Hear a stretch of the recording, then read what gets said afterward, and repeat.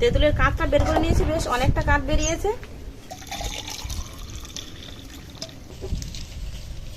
নমস্কার বন্ধুরা, সুপ্রিয়া কিচেনে আবারও আপনাদের স্বাগত জানাই। এই গরমের সময় প্রায় প্রত্যেক বাড়িতেই কিন্তু কাঁচা আম পোড়া শরবত বানানো হচ্ছে। তো আমি সেই কাঁচা আম পোড়া শরবত নিয়ে আপনাদের সামনে চলে এসেছি। তবে শুধু কাঁচা আম পোড়া শরবত বানাবো না, তার সঙ্গে আরও একটা ফলের শরবত বানাবো যা আপনারা কোনোদিন খাননি। তো প্লিজ বন্ধুরা, আপনারা পুরো ভিডিওটা প্রথমের থেকে শেষ পর্যন্ত দেখবেন। আর যে সকল বন্ধুরা এখন আমার ইউটিউব চ্যানেলটি সাবস্ক্রাইব করেনি, ইউটিউব চ্যানেলের নতুন, আপনারা চ্যানেলটিকে সাবস্ক্রাইব করে আমার পাশে থাকবেন। আম পোড়া শরবত বানানোর জন্য এখানে দেখুন আমি কাঁচা টক আম নিয়েছি। এই টক আমের পুড়িয়ে শরবত বানাবো। আর তার সঙ্গে দেখুন এখানে তেঁতুল নিয়েছি গাছের। এখন তেঁতুল কিন্তু একেবারে পেকে যায়নি, আবার একেবারে কাঁচা নেই, বেশ একটু আধা কাঁচা মতো ঢোলা তেঁতুল যেগুলো আমরা বলি। আপনারা কি বলেন আমি জানি না, তবে আপনারা কি বলেন অবশ্যই কিন্তু কমেন্টে জানাবেন। তো সেই ঢোলা তেঁতুল নিয়েছি। এই ঢোলা তেঁতুলগুলো কিন্তু একটু খেতে ভালো লাগে, বেশ বালি লাগে। তো এই ঢোলা তেঁতুল আজকে পুড়িয়ে ঢোলা তেঁতুলের শরবত বানাবো। কাঁচা আমের শরবত যেরকম স্বাস্থ্যকর এই গরমের দিনে, সেরকম কিন্তু এই তেঁতুলের শরবত স্বাস্থ্যকর হবে। তো চলুন মূল রেসিপিতে তাহলে যাওয়া যাক। প্রথমে আগে উনুনটা ধরিয়ে আমার কাঁচা তেঁতুল পুড়িয়ে নেব।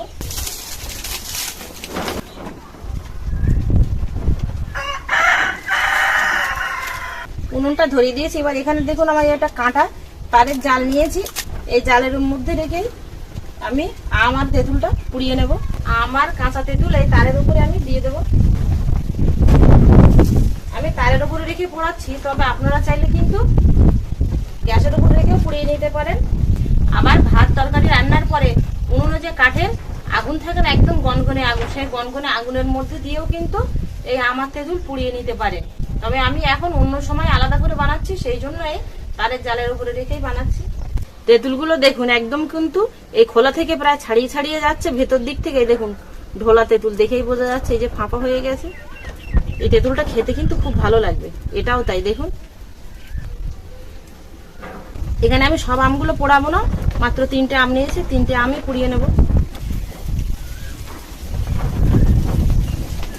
একটু উল্টে পাল্টে দেব, দিয়ে সব সাইডটা পুড়িয়ে নেব।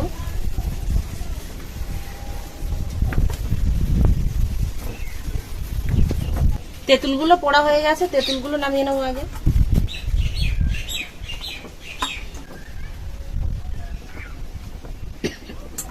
আমগুলো পুড়িয়ে নিয়েছি। দেখুন এই যে খোসা থেকে আমের নদাগুলো কিন্তু নিচে নেমে গেছে, এরকম খোসা হালকা হয়ে গেছে, টিপ বসে যাচ্ছে। এগুলো নামিয়ে নেব। এবার পরিষ্কার জল দিয়ে 2-3 বার ধুয়ে নিয়ে খোলাগুলো ছাড়িয়ে নেব। দেখুন খোলা এমনি থেকেই উঠে যাচ্ছে।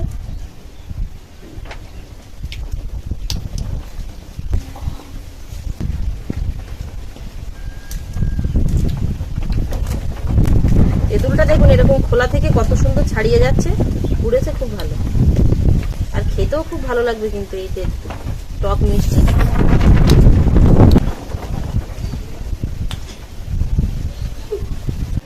আমার তেঁতুল ছাড়িয়ে নিয়েছি। এবার এর থেকে আমি আমার তেঁতুলের নদাগুলো বের করে নেব।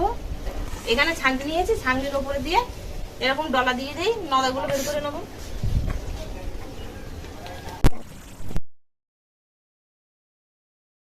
দেখুন একদম পুরো নদাগুলো এই আঁটির গা থেকে সব বেরিয়ে গেছে, আর আঁটিটা পুরো একদম এরকম চকচক করছে। দেখুন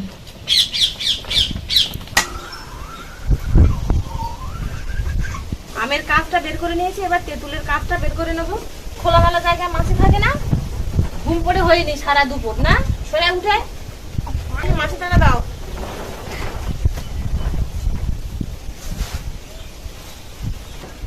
তেঁতুলের কাঁচটা একটু গাঢ় মতো, তাই সামান্য পরিমাণে একটু জল দিয়ে হালকা করে নেবো, তাহলে তাড়াতাড়ি কাঁচটা বেরিয়ে যাবে।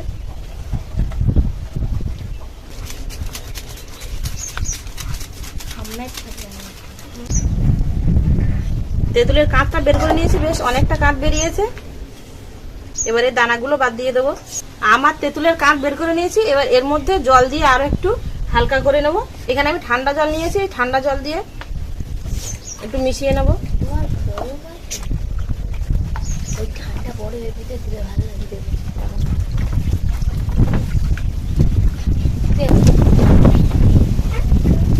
তেঁতুলেরটা জল দিয়ে মিশিয়ে নিয়েছি, এবার আমেরটা জল দিয়ে মিশিয়ে নেবো।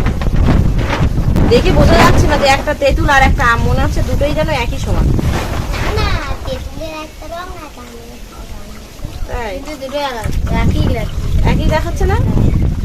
এখানে আমি চিনি গুঁড়ো করে রেখেছিলাম, এবারে চিনির গুঁড়ো দুটোর মধ্যে আমি মিশিয়ে নেব। দিয়ে আমি চিনিটা শিলে গুঁড়ো করে নিয়েছি, তবে আপনারা চাইলে শিলেও গুঁড়ো করে নিতে পারেন, আবার আপনাদের হাতের কাছে যদি মিক্সার থাকে তাহলে মিক্সারেও গুঁড়ো করে নিতে পারেন।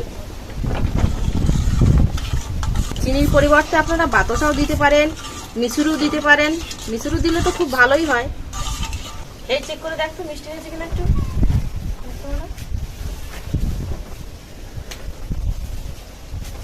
হ্যাঁ, হয়েছে? মিষ্টি ভালো হয়েছে? তেল আর দিতে লাগবে না তো? মানা আর আমাদের মেঘা দুজন ঘুম থেকে উঠে খেলা করছিল, আমি ডেকে নিয়ে চলে এসেছি। বদমাইশ খুব, একটু বিকেল হলেই খেলা করতে শুরু করে দেবে সব। বাড়ি যেন মন দাঁড়ায় না, নাকি? হ্যাঁ। হ্যাঁ, মন দাঁড়ায় না। পড়াশোনার এত ভয়, এখনকার বাচ্চাদের পড়াশোনার ভীষণ ভয়।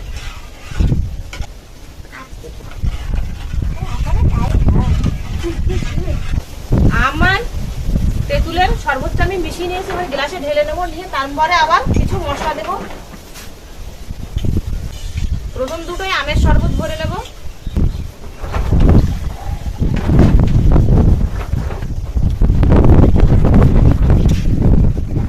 এবার তেঁতুলেরটা গ্লাসে ঢেলে নেব।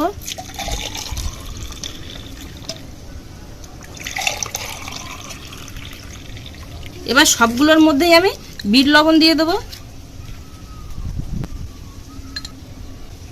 এবার এখানে আমি মৌরি, গোলমরিচ আর জিরে একসাথে ভেজে গুঁড়ো করে রেখেছিলাম, এই মশলাটা তেঁতুলের শরবতের মধ্যে দিয়ে দেবো।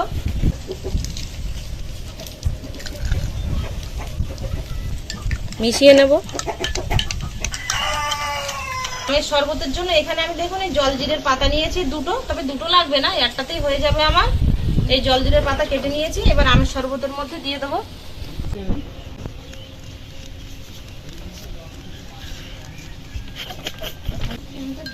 একটু মিশিয়ে নেব। এবার প্রত্যেকটার মধ্যেই আমি এখানে বরফের টুকরো নিয়েছি, দিয়ে দেবো। তো তিনটে, একটা দুটো তিনটে, একটা দুটো তিনটে। এবার এখানে দেখুন এই লেবু চাকা চাকা করে নিয়েছি, এই লেবুর সাইড দিয়ে এরকম সামান্য চিড়ে নিয়েছি, এই লেবু গ্লাসের মধ্যে এইভাবে বসিয়ে দেবো। বেশ একটু দেখতে সুন্দর লাগবে, আর একটু লেবুর রসও খাওয়ার সময় তখন গ্লাসের মধ্যে দিলে আরো ভালো লাগবে। দেখুন আমি এই যে দু রকম শরবত বানিয়ে নিয়েছি, দু রকম শরবত আমি বানিয়ে নিয়েছি। এবার আমাদের মেঘা আছে, মানা আছে, আর সঙ্গে আজকে আমাদের একটা নূতন যা আছে, আমরা সবাই মিলে খাবো। যাও আজকে খাবে, খেয়ে বলবে আজকে দিদির হাতে কেমন হয়েছে নাকি? হ্যাঁ। এটা কাঁচা আমের, জান এটা কে নেবে? আমি এখন দেবো, দেবো, দেবো। সবাই টেস্ট করে দেখো কেমন হয়েছে।